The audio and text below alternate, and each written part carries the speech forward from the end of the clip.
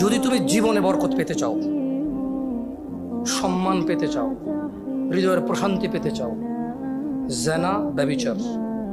যেটা প্রেম দিয়ে শুরু হয়, জেনা ব্যভিচার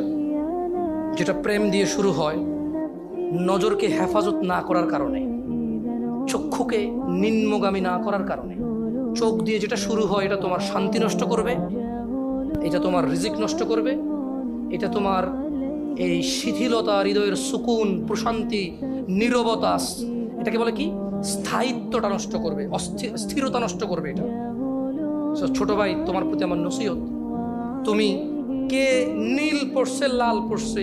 কে ছোট পড়ছে, কে বড় পড়ছে, তুমি এগুলো মেজারমেন্ট করার দরকার নাই।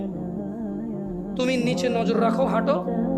তোমার এটা জানারও দরকার নাই আজকে তোমার সামনে দিয়ে কয়টা মেয়ে কি পড়ে গেছে তুমি দেখোই নাই। তুমি নিচে হাঁটো, যথাসম্ভব তুমি যতটুকু নিচে দেখে হাঁটা সম্ভব তুমি তোমার চোখকে হেফাজত করো। লজ্জাস্থান হেফাজত হবে, লজ্জাস্থান হেফাজত হলে তোমার হৃদয়ের প্রশান্তি নষ্ট